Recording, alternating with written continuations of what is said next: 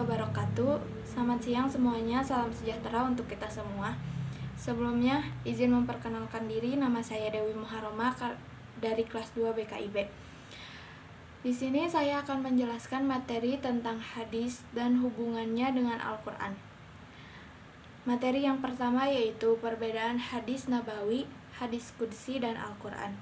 Hadis nabawi adalah hadis baru dalam arti bahasa lawan dari kata qadim atau lama. Dan yang dimaksud hadis ialah setiap kata-kata yang diucapkan dan dinukil serta disampaikan oleh manusia, baik kata-kata itu diperoleh melalui pendengarannya maupun wahyu, baik dalam keadaan jaga maupun dalam keadaan tidur. Yang kedua yaitu hadis qudsi.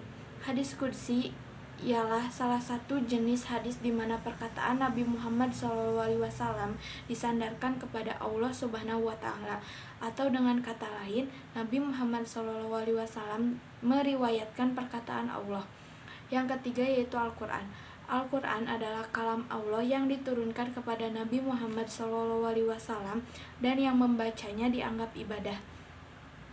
Materi yang kedua yaitu perbedaan hadis dan Al-Quran. Al-Quran merupakan kalam Allah yang diturunkan kepada Nabi Muhammad SAW secara berangsur-angsur lewat perantara malaikat Jibril. Sedangkan hadis merupakan segala perkataan, perbuatan, maupun persetujuan dari Nabi Muhammad SAW. Menurut jumhur ulama, beberapa ulama berpendapat bahwa hadis adalah segala perkataan, perbuatan, dan ketetapan lainnya yang disandarkan kepada Nabi Muhammad SAW, para sahabat, dan para tabi'in. Secara garis besar, dari fungsi hadis terhadap Al-Quran ini, hadis mempunyai makna segala perkataan, perbuatan, dan ketetapan lainnya dari Nabi Muhammad SAW yang dijadikan hukum syariat Islam selain Al-Quran. Ada banyak sekali ulama-ulama ahlul hadis, namun yang paling terkemuka ada 7 orang. Di antaranya adalah Imam Bukhari, Imam Muslim, Imam Tirmizi, Imam Ahmad, Imam Abu Daud, Imam Ibnu Majah, dan Imam Nasa'i. Mengutip penjelasan Syekh Muhammad Al-Maliki, ada beberapa hal yang patut kita cermati tentang perbedaan Al-Quran dan hadis. Yang pertama yaitu Al-Quran adalah mukjizat yang terjaga sepanjang masa dari segala pengubahan serta lafal dan seluruh isinya sampai taraf hurufnya tersampaikan secara mutawatir. Yang kedua yaitu Al-Quran tidak boleh diriwayatkan maknanya saja. Ia harus dihafalkan sebagaimana adanya, berbeda dengan hadis qudsi yang bisa sampai kepada kita dalam hadis yang diriwayatkan secara makna saja, pun ia masih bisa dikritik secara sanad dan matan sebagaimana hadis-hadis lainnya. Yang ketiga yaitu dalam mazhab Syafi'i, mushaf Al-Quran tidak boleh dipegang dalam keadaan berhadas kecil, serta tidak boleh dibaca saat berhadas besar. Sedangkan pada hadis qudsi secara hukum, ia boleh dibaca dalam kondisi berhadas. Yang keempat yaitu hadis qudsi tentu tidak dibaca saat sholat, berbeda dengan ayat Al-Quran. Yang kelima yaitu membaca Al-Quran. Membacanya adalah ibadah dan setiap huruf diganjar 10 kebaikan sebagaimana disebutkan dalam banyak hadis. Dan yang keenam yaitu Al-Quran adalah sebutan yang memang berasal dari Allah, beserta nama-nama Al-Quran yang lainnya. Yang ketujuh yaitu Al-Quran tersusun dalam susunan ayat dan surat yang telah ditentukan. Dan yang terakhir yaitu lafal dan makna Al-Quran sudah diwahyukan secara utuh kepada Nabi Muhammad, sedangkan lafal hadis qudsi bisa hanya diriwayatkan oleh para periwayat secara makna. Materi yang ketiga yaitu fungsi hadis terhadap Al-Quran. Fungsi hadis terhadap Al-Quran terbagi menjadi 5 fungsi. Fungsi yang pertama yaitu bayan tafsil. Bayan tafsil yaitu bayan yang berfungsi menjelaskan ayat-ayat Al-Quran yang mujmal. Fungsi yang kedua yaitu bayan tahsis.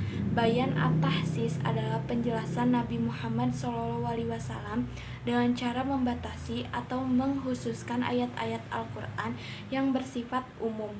sehingga tidak berlaku pada bagian-bagian tertentu yang mendapat perkecualian. Yang ketiga yaitu bayan takyid. Bayan at-takyid adalah penjelasan hadis dengan cara membatasi ayat-ayat yang bersifat mutlak dengan sifat, keadaan, atau syarat tertentu. Yang keempat yaitu bayan mutsbit. Bayan mutsbit sering sekali disebut dengan bayan al-isbat, yakni apabila sunnah atau hadis sesuai dengan dan atau menetapkan serta memperkuat apa yang telah diterangkan dalam Al-Quran. Fungsi hadis dalam hal ini hanya memperkuat isi atau kandungan Al-Quran saja. Dan yang terakhir yaitu fungsi bayan tasyri. Bayan at-tasyri adalah mewujudkan sesuatu hukum atau ajaran-ajaran yang tidak didapati dalam Al-Quran. Bayan ini juga disebut dengan bayan zaid ala Alkitab Al-Karib. Hadis merupakan sebagai ketentuan hukum dalam berbagai persoalan yang tidak ada dalam Al-Quran. Materi yang terakhir yaitu kemuliaan ahli hadis. Kemuliaan ahli hadis yang pertama yaitu kedekatan dengan Nabi Muhammad SAW. Kedudukan mulia ini hanya khusus dimiliki oleh para perawi hadis, karena tidak ada sekelompok ulama yang sholawatnya melebihi para perawi hadis. Mereka selalu menyenandungkan sholawat dan salam dalam majelis taklim, pengajian, periwayatan, hingga karya tulis mereka.